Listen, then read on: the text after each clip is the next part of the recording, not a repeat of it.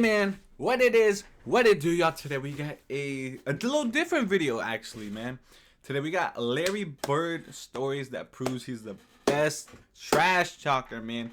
This is actually recommended by Sage Gilson. You know, shout out to him, because I was reacting to a Celtics video, and for some reason I brought up Larry Bird, and I was like, was Larry Bird a trash talker? Cause he's old as shit. I'd never watched Larry Bird. I just know he's good, supposedly, but I can't really speak on him.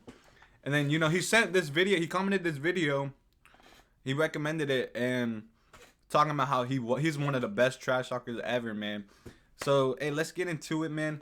Road to 1K. Make sure y'all keep liking, subbing up, doing your thing. You dig? You dig. Let's do it. The biggest trash talkers in basketball. And a lot of people say, but Larry Bird. Reggie or Charles. Bird used to tell me, look here, man. You supposed to be a great defender, right? I'm gonna make sure I tell you where I'm gonna shoot the ball at. Yeah, he said, damn. right here, I'm gonna shoot it right in your face. And I'm looking at this guy like, there's no way he was like that, bro. I'm gonna go shoot this motherfucking jumper in your face right there in that corner. And it's gonna be your Christmas present. I'm gonna wrap it up and bust your head open. But there's no way. If you tell you gonna hit us. So he would call out a shot in front of you and then go do it, bro. There's no way he was cold like that, bro. I might have to see if he was mic'd up for anything, for like any type of video. You can do about it. Been a better player each step I took. I was able This to do man? more than the other guys. I had a green light. I could make plays, but I always knew. He got a baby voice, bro. There's no way he was talking shit to the early best. on, especially when I was Damn. in high school. That boy got a outcome flow. of the game was going to depend on me. Well, yeah, I interviewed Gary Payton, a venomous trash talker. And I asked him who the most vicious trash talker he's ever encountered. He said Larry Bird. Larry Bird. Bird talk shit like we talk. Let me tell y'all something. Bird used to tell me, look here, man. I'm gonna go shoot this motherfucking jumper in your face right there in that corner. And it's gonna be your Christmas present. I'm gonna wrap it up and There's bust no your way. head open. All that shit. He told me, young fella, let me tell you something. I can shoot a jumper anywhere I want to. You supposed to be a great defender, right? I'm gonna make sure I tell you where I'm gonna shoot the ball at. And I was like, man, come on now, you're not gonna shoot the ball.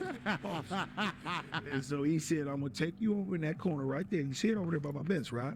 And I'm gonna give you something, and it's gonna be this jumper. So he went right to This that jumper. corner, and I'm up on him, I'm under him. And he said, young fella, what did I tell you I was gonna do? And he turned around, raised up. And it was all Damn. and I said, shit, I ain't gonna mess with you no more. He was the coldest dude I ever seen with that shit, man. Everybody be talking about these greats. They don't be always mentioning him. He was the shit. Damn. The shit. And the thing is, bro, like, I don't even want to bring race into it, but like, I'm gonna bring race into it. If you got a problem, deal with not me, the person behind me, I guess. But he was like, if you think about it, he was like he's like brave for what he did, like cold white boy that like went at all the greats who weren't white and just boom, like talk that smack. That's probably why he gained so much respect, bro. Like, now I'm not saying he said like racist shit, but like talk trash to you. Oh my God, Bird talk trash to Charles everybody. Barkley too. I always tell the story about Larry Bird. I remember him, he was cursing under his breath. And I asked him, I said, Larry, what's going on with you? He says, you guys are being disrespectful to me. And I says, what are you talking about? What? He says, you guys are putting a white guy on me. Disrespectful. I just started laughing. I had no comeback. He says, it's disrespectful when y'all put a white guy on me. Larry said, I'm insulted that they would put He knew it a wasn't. sorry dude like you on me. He said, no, I don't even want to play no more. He would drop the ball and take a turnover. And I'm looking at this guy like, he's nuts. What? You know? The story goes. Nah, that when he Larry played might have against been Denver, like that. They had a guy named John Hansley, a white guy, really good defender, right? Okay. They put him on Larry, and Larry was weighing his ass out. And Larry would run by the bench and tell Doug Moe, who was the coach, get him off me. That's disrespectful. Put a black guy on me. Because when he played back in the day, that's all he played against was brothers. Damn. He was like, See, I try not to bring race into it, but like that was just part of it back then. Larry got on the roll, started shooting the balls. Every shot was going in. All right, he runs by Frank. Larry Bird, Larry Bird was doing stuff like Larry this? got on the roll, started shooting the balls. Every What shot the was going fuck? in. All right, he runs by. Bro, that would be going crazy if someone did that today, in man. the league, and Frank is coaching, and Larry says to him, hey, Frank, don't you have anybody on that bench that can guard me? He goes, so nobody out here can. Frank looked down at the bench and goes, No. Along with Steve Jones and Rick Barry, Man, I like a Larry Bird, bro. Before the American Airlines Sheraton long distance I always thought Kevin Garnett. He was like one of my favorite trash talkers. He's one of my favorite players. All-Star game is in Dallas. The first 3 But I guess he wasn't even the best trash talker on the Celtics. I guess. Kind of nervous. Everybody's sitting there. Everybody's real quiet. You knew the guys, but you never were around. Yeah. And nobody's really saying anything. So I walk in and look around, and then he finally speaks and says, "I'm just looking to see who's going to finish second." And says, "I hope all you guys in here are thinking about second place because I'm winning this." Damn. Excuse me? Did you really say that? Who's playing for second? Yeah, I did. I felt so bad. But he looked like an innocent old man, bro. Just messing with all those guys. I know going into that, I remember in the locker room, Robert said something that there's no way in the hell I was going to win that 3-point contest. So I knew right then I had to win. Damn, that boy trash talking at the All-Star game, bro. Win this thing. I've been practicing, and my teammates said I wasn't going to win it, but I came back and lucked out, really. Bird would luck out again the next year, but in 1988, it looked like his luck had finally run out. He certainly doesn't have that normal Bird rhythm going for him. Seconds remaining, has only 7, has to beat 15. Damn, he's shooting with a jacket on, bro. 9 and 10, 11 as we're counting. 13. Huge rack that time for Bird. Got that boy Jordan watching. Drop one here quickly. 14. This is a tie for the money. Look at Jordan. Exactly what the score was. He knew that ball was going to win the competition for him, and it's almost like he did it in dramatic fashion just to make it more fun. He knew it when he let it go and was headed for the winner's circle. He took off his top yet. That's what I'm saying. Larry used to come in the locker rooms. He'd be getting his ankles taped, and he'd say, "Hey, ball boy, run in and go find the scoring record in this building." He needed those kind of challenges. He had accomplished every goal. We hadn't lost a game on the trip. And Larry told all of us players and the media too, tomorrow night's the last game of the trip, I'm going to play this one left-handed at least through 3 quarters. And it was at a time when, McHale was still coming off the bench. And so Larry scores his 6th point on a left-handed shot. And I'll never forget him. McHale yells out. And McHale goes, "Hey, Jerome, when do we start shooting right-handed?" And at the end of 3 quarters, oh my gosh, left-handed. Well, left-handed is one thing, but when the game got close, I had to go back to the right one. He could hold all these things in his head during the game. So he'd have a shooting drill at the old Boston Garden. 4:30 in the afternoon. I was an early guy. I'd set up early. The garden would be dark. Late in the afternoon by himself, dark garden. Come out with an equipment guy and just do the perimeter, shoot for half hours. All you hear was swishing. If he missed a shot during that thing, he'd say that the... Bro, so he had the work ethic, bro. That boy wasn't lucky. Look at him. Look at this, bro. It's dark and it's him and the equipment, a ball boy. Bull gang said come on, something man. wrong with the rim. Otherwise that would have gone in. I'd get there early. He said there's something wrong with the rim. Right next to the bench. He'd come over. He called me Scoop. He said, "Scoop, what are you working on?" I'm like, "I'm doing an early story." Then I'd say, "Well, I'm doing an early edition newspaper story about your free throw streak." You are approximating the NBA record for consecutive free throws, so don't miss one tonight, or I'll look bad in the paper. Sure enough, first half he goes to the line for 2, and the foul line is lined up right where we're sitting. If he looks over. He's at the line. He makes the first. He looks over and winks at me. He looks over and winks at me before he makes the second. I mean, guys don't do that today. And he would... Always thinking about these things. It's like paying off a bet in the middle of the game. Man. He was doing 2 things at once. Well, you had the Bird night. I had the Bird night. Yeah, that was a tough night, man. But nobody was guarding Bird, were they? Well, we were trying. You were trying. Is that Doc? But when a guy I forgot he played in the league, bro. Calling his shots. So in that game, we're on the free throw line, and he literally says, "It's off the glass. Who's next? Where you want this one from?" And he just made one after another, and he just tortured it mentally. That game, he tortured all of them. I think Bird went by the bench one time too. He fell in the bench. Oh, he did. He fell in the bench? That was the one where he fell in it. He literally said, "Off the glass into the trainer." And, yeah. His last shot, he said, in the trainer's lap, coming down the court. Damn, man. They've been talking about Larry Bird trash talk since in the league still. And then 30 years later, they still talking about it, bro. That's crazy. Game, you're not. Shot this high rainbow. It goes in. Ricky bumps into him and he knocks him on our trainer's lap. So it was exactly what he said. Antoine Carr and Cliff Levingston got fined by Fratello, I think. And Eddie Johnson for celebrating.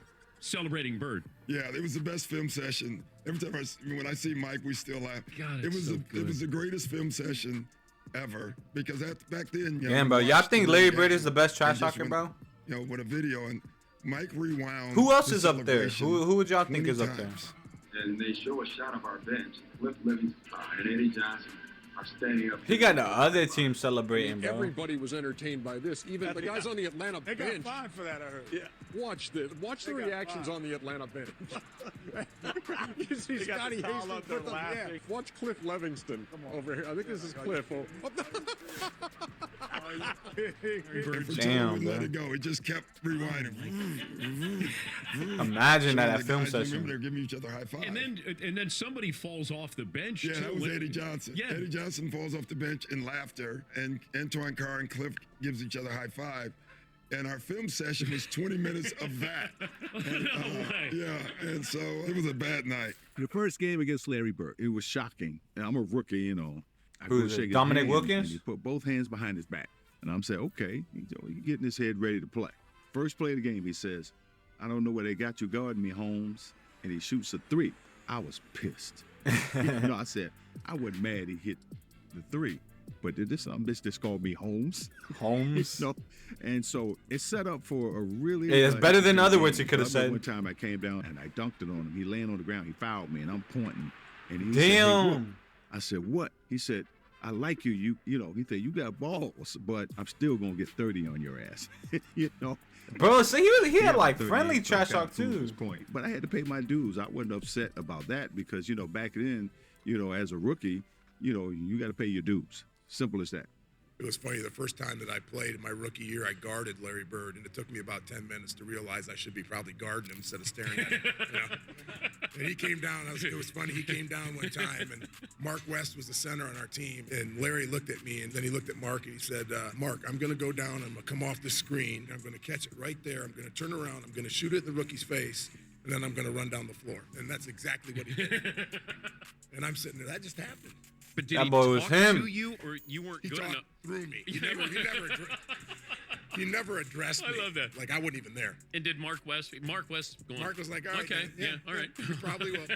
Good luck. And then he did. He did it. Well, he did that. But them jerseys were cold back then, bro. Whatever he said. If he tell you going to hit a shot at a certain place, or if he going to take you down to the post, turn around, hit a fadeaway J, he gonna do just that, and ain't nothing you can do about Boy, it. hitting heads These and guys came in crossovers. together.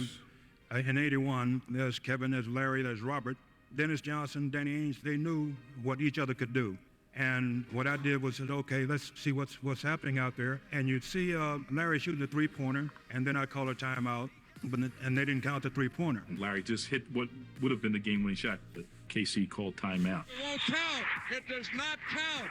Boston had called a timeout. Larry came back to the bench, and he was a little upset. So he's very upset with that. So I diagrammed the play. He says, heck with the play, Case. Hey, guys, when I come back after timeout, I'm going to go right to the same spot. I'm going to kick it in. Give me the ball and tell all the rest of the guys to get out of the way. I said, shut up, Larry. Damn.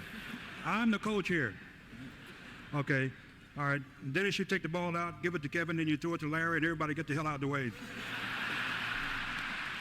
Celtics are down by 2 points, and Bird is out by the three-point line, and he's being guarded by a guy named Johnny High. He goes down before the ball is thrown in, and he's standing right in front of the Phoenix bench, and he looks at all the guys on the bench and says, Yeah, I'm just fixing to bust a 3 on you guys and just go home. I'm tired of this. and he says, watch my hand as I follow through. And, Johnny High sort of smiles and laughs about it. And I was supposed to cut off the high post and post up for a second and then go across and set a pick. Well, I came off the pick and I was wide open and I stood there waiting for the ball. I had a smaller guy to post up and Larry just waved me out of the way saying, get out of here, get out of the way. Out of there, He bitch. just turns around and shoots a perfect three. As the ball's in the air, he kind of turns towards the Phoenix bench and yells, told you so. Told you so. Man, that man is. I need that type of like. Is that what is that? Confidence or something? And from that time, I learned to run Larry's play, not the coach's play. He wanted the light on him. He wanted the focus, and he wanted that ball. And in case he would ever call somebody else's play, Larry would just say, no. I'm shooting this ball, and he would. I get a charge when I tell someone on the opposing team that I'm going to hit the last second shot and then do it. That's what it's all about. Yeah, I'll watch a few more of the sumo match for this. During the timeout, I'm going through a play, and about that time, Larry steps in and says, Coach, why don't you just give me the ball and tell everybody to get out of the way? It's Larry. If he wants the ball, he wants the ball. After the timeout, we walked back on the court, and then Xavier was guarding him. So he tells Xavier, he says, I'm getting the ball. I said, I know, I'm going to be waiting. Yeah, he said, I'm going to get it right here. I'm going to shoot it right in your face.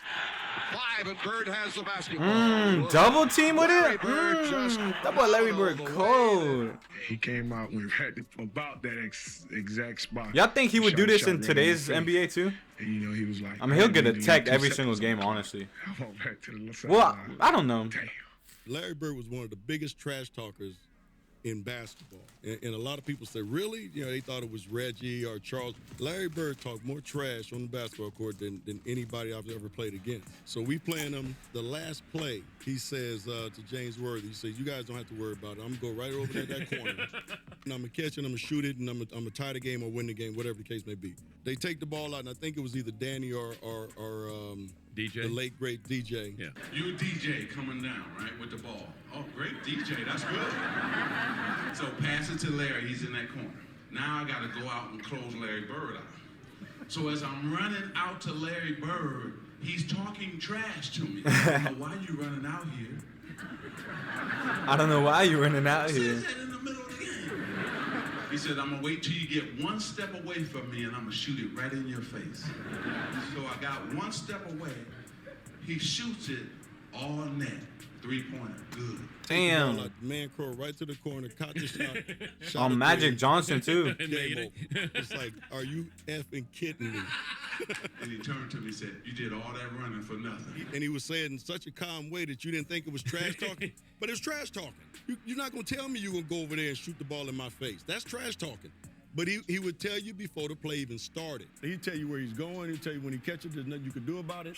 And it was great trash talking because it wasn't vulgar. I mean, he wasn't pounding his chest. That's what I'm saying, you could yeah. just be standing next to him. You know, I would jump out and try to block a shot on rotation, and he'd say, Scott. You jump high, but you don't jump that high. You can't get this. Scott, you're a little too late. Scott, you're not getting that. Why are you even jumping? Why are you running out of it? But it was all game. He'd say something like, don't do that. Yeah, don't do that. Don't do that. Yeah, I mean, he talked the whole game, and it was Man. after the game and after years of thinking about it, you're like, man, that dude, why he's one of the greatest players ever played. He was ridiculous. He came out here. Our sportscaster played the Superman theme when he was talking about him that night after the game because he did everything. Points, rebounds, assists, just steals, you name it. Larry has such a great mind for the game. I had a lot of respect for him as a competitor. That competitor. Damn, man. That man Larry, he valid to you? Honestly, bro, from all the greats that we're talking about him, you gotta give him his black card. Gotta give him his flowers, bro. I ain't know he was a trash talker like that. Cause you see, if you think of trash talker, you think of like, you fucking suck, but he does it in like a way that it's like more of a mind game thing. It's not even like a dominance. It's just like a whisper in your ear. But that could trigger some people like in a negative way, bro. And he backed it up too. That's cold with it. I ain't gonna lie, bro. Fuck. That's the end of the video, man. Make sure y'all like, comment, subscribe. Let me know what y'all want to see next, and I'll see y'all then.